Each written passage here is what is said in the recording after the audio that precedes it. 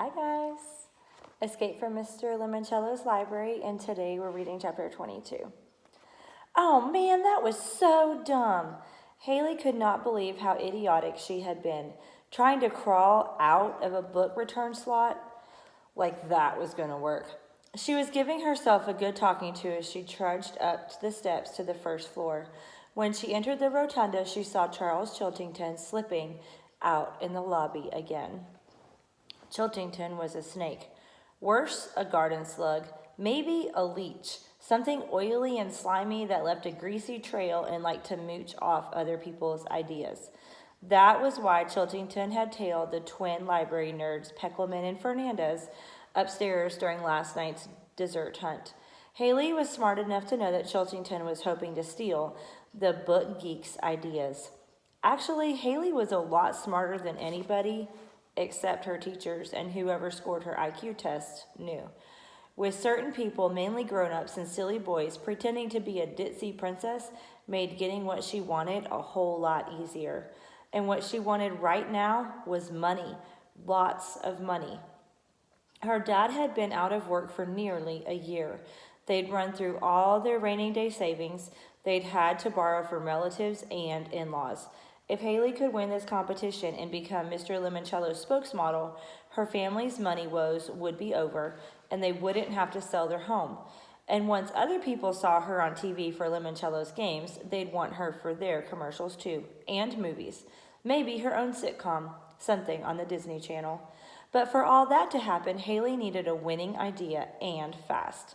Something better than crawl through a slot that's barely wide enough for your wrist. Maybe she should flush herself down the toilet and escape through the sewers like Charles did in that video game. She headed over to the Book Nook Cafe so she could sit down and think. She stepped into the room and checked out the snack table. There were trays of cookies, strawberries, bananas, and brownies. Sitting down to nibble on a macaroon, she studied the row of cookbooks displayed on the bookshelves lining the wall. One in particular caught her eye. Cupcakes, cookies, and pie, oh my. Because the cover looked extremely familiar. Two googly-eyed sheep made out of chocolate-frosted cakes with gobs and mini marshmallows for fleece. Haley had seen that cover before. In the lobby. It was in that glass case of memorable reads selected by the library staff. She went over to the shelf and picked up the book. When she opened the cover, she discovered 2 cards. One was a 4x4 piece of white cardboard with the black silhouette of a sheep on it. And this is what it looks like.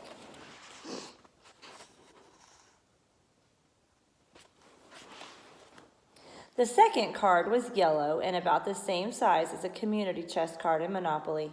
Haley sniffed the card. It smelled like lemons. She grinned for Lemoncello. On one side of the yellow card was printed, super duper bonus clue. On the other was the clue. Your marvelous memory has earned you even more memories. Proceed to the Lemoncello Biblia room. Look for item number 12.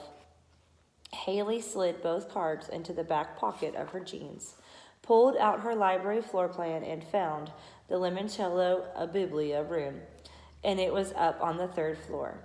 Making certain nobody, Charles Chiltington, was following her, Haley quietly dashed up a spiral staircase to the 2nd floor.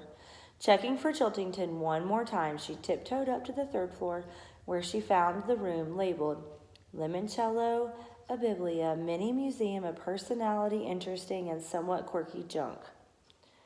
Haley opened the door and stepped inside. The front room was like a storage warehouse.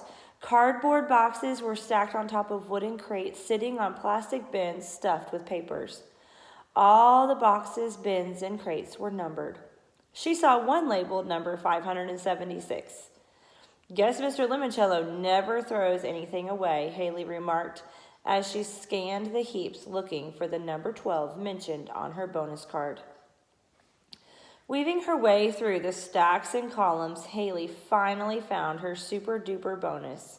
Item number 12 was an old boot box from an Alexandriaville shoe store Haley had never heard of. Someone had taped a label on the lid. Paraphernalia, accoutrements, and doodads for Mr. Lemoncello's 12th year.